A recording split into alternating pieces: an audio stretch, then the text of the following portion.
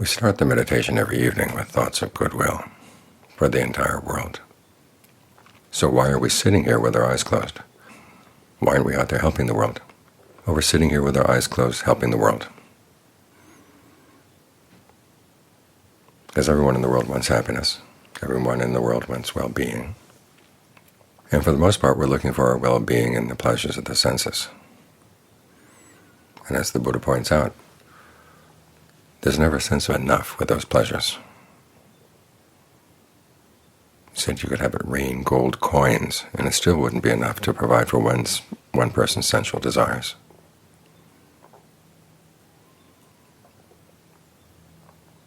Another place the Buddha said you could have 2 mountains the size of the Himalayas all made of gold, and still it wouldn't be enough to satisfy people's sensual desires. There's never the word enough out there, no matter how much you help people in that area. It never comes to an end.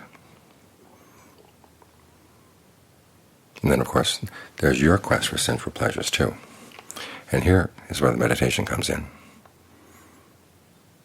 The Buddha speaks of the pleasure of concentration as a way of pulling yourself away from your sensual desires, your lust, your greed, the things that create trouble in the world.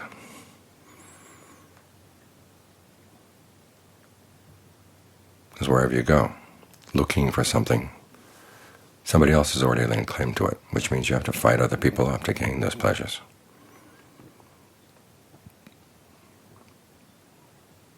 And when they come, they just slip through your fingers like water. And Ajaan Lee would often say, your sensual pleasures from last week, where are they now? There may be a memory of some of them. Most of them you've forgotten. And even the ones that you can remember, it's not necessarily a good memory. Either you get wistful for the pleasures that have gone, or you can think about the unskillful things you did to gain those pleasures. It's because of our thirst for sensual pleasures that there are fights within a family, fights between families, fights between nations. So the ability to find an alternative source of pleasure is actually a moral act, particularly a source of pleasure that doesn't have to take anything away from anyone else, which is what we're doing right here. Trying to develop the potentials we have for pleasure within the body, within the mind, here in the present moment. We work with the breath because of all the elements in the body, all the properties in the body. That's the easiest to manipulate. You can think of breathing in long, and the body will breathe in long. You can think short, and the body will take a short breath. You can ask yourself what kind of breathing would feel really good right now.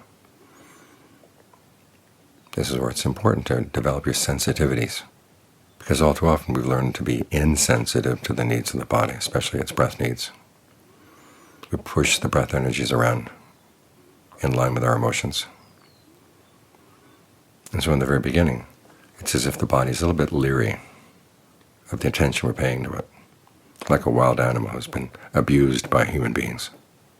Even if you come at it with the kindest intentions, it's going to be suspicious. So you have to show yourself to be trustworthy. Listen to what the body needs right now. Gain a sense of where its most sensitive spots are and how the breath can nourish those spots, refresh those spots. And again, remind yourself, sitting here blissing out on the breath is not a selfish thing. Because if you can find well-being in here, 1, you're not taking anything away from anyone else, and 2, you have an inner strength, your inner resources, so you don't have to go feeding off of other people, so that when the time comes to help other people, you're not coming with a sense of hunger. You're not trying to feed your neurotic needs. You're coming out of a sense of inner wealth, inner satisfaction. And that kind of help is a lot more reliable. So pay more attention to the breath coming in and going out.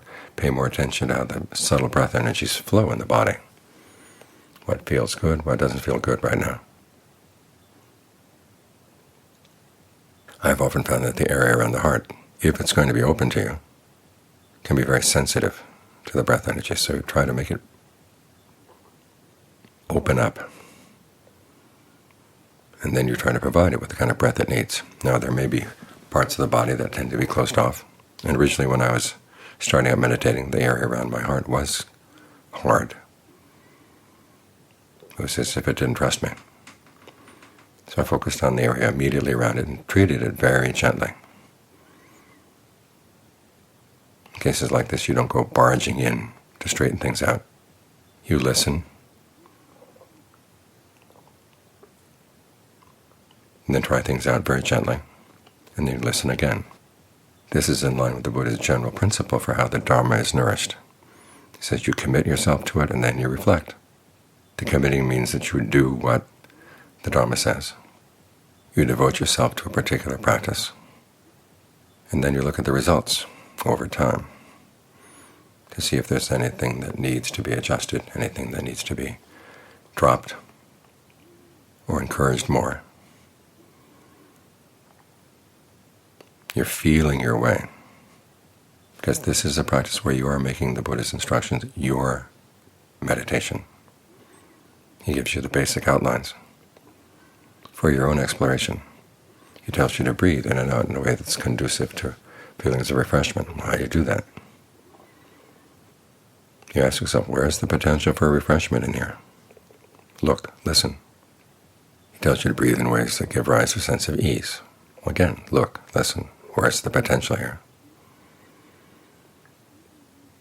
When there is a sense of ease, he says to think of it spreading throughout the whole body. One of the images he gives is of a bathman. In those days, they didn't use bars of soap. They would take soap powder and mix it with water. And you'd get a kind of dough, like the dough we make bread out of. So you have to mix it so the water moistens every bit of the dough. In the same way, you want the pleasure to moisten and refresh every part of your body. How do you do that? Ajaan Lee gives some ideas. Think of the breath energy flowing, that there are channels of energy flowing through the body, out to every pore, out to the tips of every finger, out to the spaces between the fingers, the tips of the toes, the spaces between the toes. And be sensitive, as he says, to breathing in and out, sensitive to mental fabrication. This is largely the perceptions you use around the breath. Remember, we're not trying to pump air into a solid body. Our immediate experience of the body is breath energy. So as the breath flows in, it's simply energy mingling with energy. It flows out, it's energy draining out from energy. There are no clear dividing lines.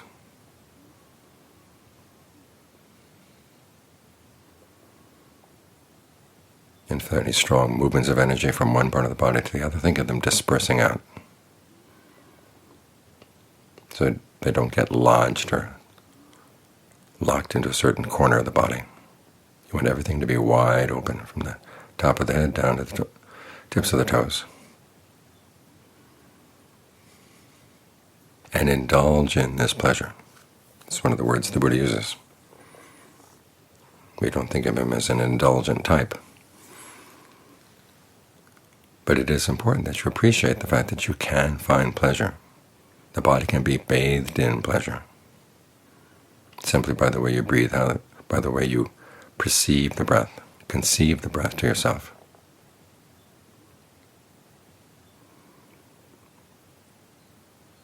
And when you've learned how to do this, learn how to do it more and more quickly each time you sit down. Then you'll be able to have it on tap whenever you need it. Because when strong sensual desires come up, you need some form of pleasure to counteract them. And this is your main medicine. This is your main alternative. So learn where your sensitive spots are. Learn how you can nourish them quickly. Keep them nourished. And then keep reminding yourself of the value of having this kind of pleasure.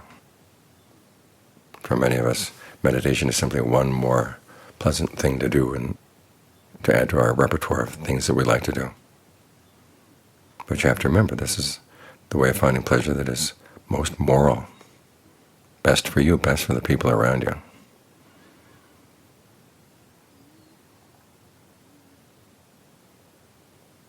So there are times when you want this instead of something else, because we do have to make choices. In our garden of practice, we begin to realize that some of the things we pursue are like eucalyptus trees. We might like the idea that we have something exotic from another part of the world. The smell of the tree is nice, but it kills the other plants in the garden. So there are a lot of issues of pleasure in the life that are not both and, but they're either or. And you have to make a choice.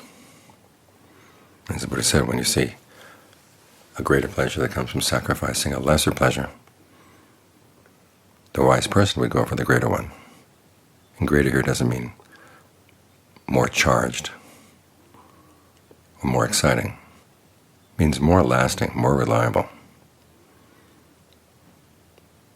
more ethical. This is an aspect of the meditation that people don't really appreciate. There's a moral side to meditating. That you're creating less of a burden on the world, less of a burden on the people around you. Nobody ever killed or stole, had illicit sex, lied, took intoxicants because of the pleasure of jhana. But the pleasures of sensuality are precisely the things that lead to those misdeeds. And as I said, when the time comes to be generous with other people, with your time, with your knowledge, with whatever you want to be generous with, the fact that you're coming from a sense of well-being inside means that your help to other people is not predatory. You're not helping them simply because it feels good to your self-image.